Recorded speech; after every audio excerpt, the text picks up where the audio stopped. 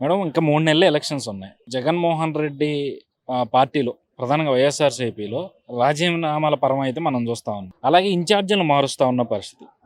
ఇన్ఛార్జీలని మార్చినంత మాత్రాన Jaganmohan Reddy and YSRCP party fate మారిపోతుంది అనుకోవచ్చు అంటారా? ఎలా మారిపోతుందండి అసలు ఇప్పటి వరకు మేము ఎక్కడా చూడాల.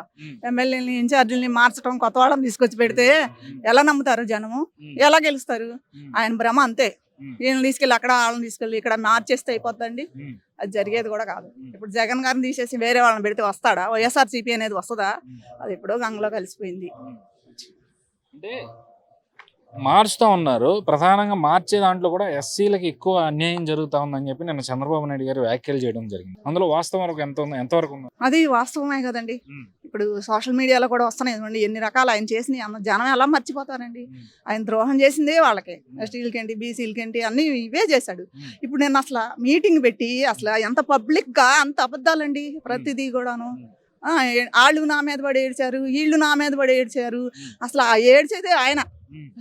ఫస్ట్ రాజధాని వాళ్ళని ఏడిపించాడు. నెక్స్ట్ అందరినీ ఒకళ్ళనొక్కళ్ళని అన్ని రకాల వాళ్ళని ఏడిపించుకుంటూ వచ్చాడు. ఆంధ్ర మొత్తం ఏడుస్తున్నారు, ఈ ఎదవ ఎప్పుడు పోతాడా అనే ఆలోచనతో. అలాంటిది నువ్వు అవతల వాళ్ళ మీద ఏడుస్తున్నారని మీడియాల మీద పడి, బాబు గారి మీద పడి, లోకేష్ గారి మీద పడి, పవన్ కళ్యాణ్ మీద పడి ఏడుస్తుంది మీరు, మీ పార్టీ వాళ్ళు. అవతల వాళ్ళని అనకూడదు కదా. అలాగూ ఏదైనా కూడా చెప్పేది ఒకటి, చేసేది ఒకటి. ఆయన చెప్పేవన్నీ పక్కా అబద్ధాలు. వీళ్ళందరికీ కూడా ద్రోహం చేస్తుంది ఆయనే. ఒక్కడిని అరెస్ట్ చేశాడండి ఇప్పుడు వరకు, ఎస్టీలను చంపిన వాళ్ళని ఒక్కళ్ళనన్నా ఎవరినన్నా కేసు పెట్టాడా? అందరినీ పక్కన కూర్చోబెట్టుకుని ఫోటోలు దిగుతున్నాడు ఆయన. ఇంకా ఆయన ఏంటండి చేసేది? అలా చెప్పుకోవటానికేం బాబు, చేసేదైతే లేదు. ఆయన ఎలాగూ చేయలేడు. బీసీ కార్డు వాడుతా ఉన్నారు. ఇప్పుడు బీసీలకి సీట్లు ఇస్తా, బీసీలకి ఏదో న్యాయం చేస్తాను, న్యాయం చేస్తున్నట్లుగా బిల్డప్ ఇస్తా ఉన్న పరిస్థితి. నిజంగా బీసీలు నమ్ముతారంటారు అలా చేస్తుంటే? 90% నమ్మరమ్మా. ఎవరో 10% వాళ్ళ దాంట్లో ఉన్నారు కదా ఇప్పుడు కూడా. అలాంటివి చూస్తున్నారు కదా, వాళ్ళకి కూర్చుంటానికి కుర్చీ కూడా ఇవ్వడం. ఏదో పేరుకి పదవులు ఇస్తాడు, ముఖ్యమైన అన్ని రెడ్లకి ఇచ్చుకుంటాడు. ఆయన చేసేది అదే, రేపు జరిగేది కూడా అదే.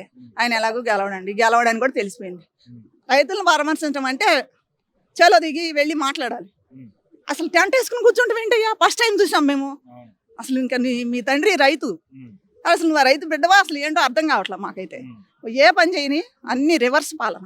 ఇప్పుడు బాబు గారు కూడా నిన్న దాదాపు 4 నెలల తర్వాత పార్టీ ఆఫీస్లో ప్రెస్ మీట్ పెట్టి మరీ మాట్లాడడం, ఎవరైనా వచ్చేవాళ్ళు ఉంటే పార్టీ తెలుగుదేశంలోకి పరిశీలిస్తామని చెప్పడం, అంటే ఎలక్షన్ దగ్గరికి వస్తా ఉన్న పరిస్థితి. ఇప్పుడే కొంతమంది వచ్చి పార్టీలో చేరడం అవన్నీ చూస్తా ఉన్నాం. దాదాపు 40 నుంచి 80 మంది దగ్గర టచ్లో ఉన్నారు తెలుగుదేశం పార్టీతో.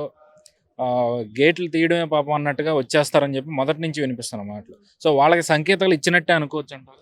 అంటే అండి, మంచి వాళ్ళని మనం పార్టీలో చేర్చుకుంటామని ఇస్తున్నారు బాబు గారు. మంచి వాళ్ళు ఎవరైనా మేము అక్కడ ఎమ్మెల్యే, మేము తెలుగుదేశంలోకి వస్తాము అంటే మనం కాదని అనం కదమ్మా. ఎవరిని పడితే వాళ్ళని చేర్చుకోకూడదు. అలా అని చెప్పి చేర్చిన ప్రతి వాడికి ఎమ్మెల్యేని చేస్తాం, ఎంపీని చేస్తాం అనే మాట ఇవ్వట్లేదు కదా ఆయన. ఆహ్వానిస్తున్నాం ఒక పక్క, చెడ్డ వాళ్ళకి వద్దు దూరంగా ఉండమనే చెప్తున్నాం. చేర్చుకోవడానికి కూడా ఇష్టపడట్లేదు. సో ఒక పక్కేమో రాష్ట్రంలో దొంగోట్లకి సంబంధించి తెలుగుదేశం కానీ, బీజేపీ కానీ, జనసేన కానీ ఎలక్షన్ కమిషన్ చెప్తా ఉన్న పరిస్థితి. మరోపక్క వైఎస్ఆర్సీపీ ఎంపీలు కూడా నిన్న ఎలక్షన్ కమిషన్ కలిసి తెలుగుదేశం వాళ్ళే యాప్ అని చెప్పి దొంగోట్లను చేరుస్తూ ఉన్నారని చెప్పి తెలుగుదేశం వాళ్ళ మీదకి నెడుతున్న పరిస్థితి. దీని అట్లా అవునండి, ఇది నిజం. ఈ రోజు మాకు విజయవాడలో కూడా ఎమ్మెల్యే గారు వచ్చారు ఇంటింటికి. తెలంగాణ వాళ్ళు మా ఇంటి ఎదురుకుండా ఉన్నారు. వాళ్ళని మీకు ఓట్లు ఉన్నాయంటే మా ఓట్లు ఇక్కడ లేవండి, తెలంగాణలో ఉన్నాయి, మేము అక్కడికి వెళ్ళి వేసి వచ్చాము అని చెప్తే ఆయన అంటాడు, నా ఫోన్ నెంబర్ తీసుకోండి, ఫోన్ నెంబర్ రాసి ఆయనకి, మనకి మిస్డ్ కాల్ ఇమ్మని చెప్పండి, ఓట్లు పెట్టిద్దాం వీళ్ళకి. ఇప్పుడు ఎంత ఉంది టైం? ఇంకా మల్లాదిష్ణు ఓట్లు పెట్టిద్దాం వాళ్ళకి కూడా ఇక్కడ ఓట్లు రాసేయండి అర్జెంట్ గాను అని. మరి వాళ్ళ ఎంపీ మొన్న వాళ్ళ ఎమ్మెల్యే మాట్లాడాడు, వివిధ రాష్ట్రాల్లో, హైదరాబాద్ లో ఉన్నాయి, ఇక్కడ ఉన్నాయి, బెంగళూరులో ఉన్నాయి, తీసేయాలి ఇవన్నీ. మరి ఇప్పుడు నువ్వు చేస్తుంది ఏంటి? మీ పార్టీ వాళ్ళు చేస్తుంది ఏంటి? మా వాళ్ళు ఎంతమందికో ఓట్లు లేవు ఆంధ్రాలో. అయితే అయిపోయింది ఈసారి, ఈ టర్మ్ లేదు, మళ్ళీ 5 ఏళ్ల తర్వాతే అన్నారు. సరే ఇంకా ఏదో అనుకున్నాం, ఊరుకున్నాం. ఈ రోజు కూడా బియ్యాలు పిలిచారు, బొమ్మగారు మాట్లాడుతున్నారు, ఈ ఓట్లు విషయాలే మాట్లాడుతున్నారు వచ్చి. మరి ఇంటింటికి తిరిగి ఒక పుస్తకం ఇచ్చి జగనే మీ నమ్మకం అని, మీరు నమ్మండి అమ్మా, మా అందరికి ఓట్లు వేయండి అమ్మా అని చెప్పడం, ఓట్లు లేవంటాం, మేము రాపిచ్చేస్తాం, మీరు వేసేయండి వచ్చి. ఏంటండి ఇది? దొంగోట్లు వేయించుకోవడానికి రెడీగా ఉన్నారు. ఏమైనా సరే గెలవాలని ఉన్నారు. ఎన్ని పడినాయమ్మా, ఎంత ఇదవని అమ్మా. జగన్మోహన్ రెడ్డిని ఎవరు నమ్మరు, గెలవడు. జరిగేది మాత్రం ఇదే. ఎదురు ఈ అందరిని ఏడుస్తాం అనేది ఈయన మాత్రం ఆ ఏడుపు తగిలి సగం రాష్ట్రం అంతా నాశనం అయిపోయింది. ఈ 3 నెలలు ఆగండి అని ఆయనే చెప్పుకుంటున్నాడు. 3 నెలల్లో పోయేది నువ్వే, పోవాల్సింది కూడా నువ్వే. నువ్వనేది ఉండకూడదు, ఉంటే ఇంకెందుకు పనికిరాదు. ఇప్పటికే అంతా వ్యవస్థలు నాశనం అయిపోయి ఉన్నాయి. అంటే తెల్లారు లేచిన దగ్గర నుంచి 175కి 175 మాకే వస్తాయి ఎన్నికల్లో కష్టపడితే అని చెప్పి ఎమ్మెల్యేలందరికీ చెప్తూ వచ్చింది జగన్మోహన్ రెడ్డి. సడన్గా ప్లేటు మార్చి సిట్టింగ్ ఎమ్మెల్యేలని మార్చినంత మాత్రాన ఆయనకి 175 వచ్చే ఛాన్స్ ఉందంటారు. అసలు ఎలా ఉంటుందమ్మా? ఇప్పుడు ప్రతి వాళ్ళని అసలు ఆయన ఈ రాష్ట్రంలో పుట్టాడని ఏమైనా గ్యారంటీ ఉందా? ఆయనకి ఎన్నిసార్లు ఇల్లు ఉన్నాయండి? ఆయన ఎక్కడెక్కడి నుంచో వచ్చాడు. నాకు తెలిసి కూడా ఆయన ఇక్కడని నాకు తెలియదు అసలు. వాళ్ళ నాన్నగారు తెలుసు కానీ. మరి ఇప్పుడు వీళ్ళందరినీ మీరు అక్కడి నుంచి వచ్చారు, ఇక్కడి నుంచి వచ్చారు, ఏదో వలస పక్షులు అన్నట్టుగా ఇలా మాట్లాడుతున్నాడు ఆయన. మాట్లాడేది రివర్సే, ఆయన చేసేది రివర్స్ పాలనే.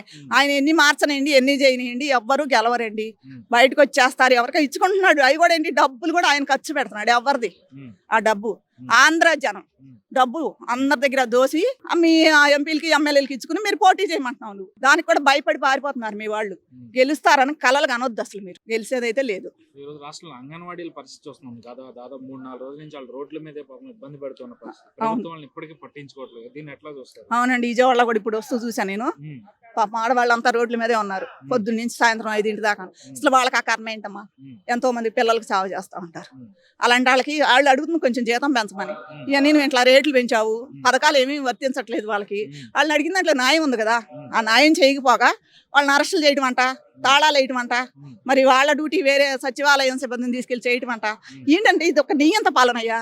ఒక నియంతలాగా తన మాటే నెగ్గాలి, తను చెప్పిందే జరగాలి అని నటిస్తున్నాడు. ఎన్నాళ్ళు నటిస్తావు? ఇంకా ఎన్నాళ్ళు తప్పించుకుంటావు? మా అయితే ఒక 2 నెలలు 3 నెలలు తర్వాత అయినా బయటికి పోవాల్సిన వాడివే కదా. అదే కాదమ్మా, ఈ పిల్లలకి చదువు చెప్పే గురువులు నీ వల్ల జీతాలు రాక, నువ్వు ఇస్తానన్న ఇవ్వక ఆత్మహత్యలు చేసుకుంటున్నారు. మన పిల్లలకి 10 మందికి మంచి చెప్తారు వాళ్ళు. మనం కూడా చెప్పలేము అట్లా, మన మాట కూడా వినరు. గురువుల్ని ఎంత గౌరవిస్తాం మనం ఈ రోజుకి కూడా. అలాంటిది నువ్వు గురువులను కూడా హత్య చేస్తున్నావు. అన్ని విధాలుగా పాపం నీకే.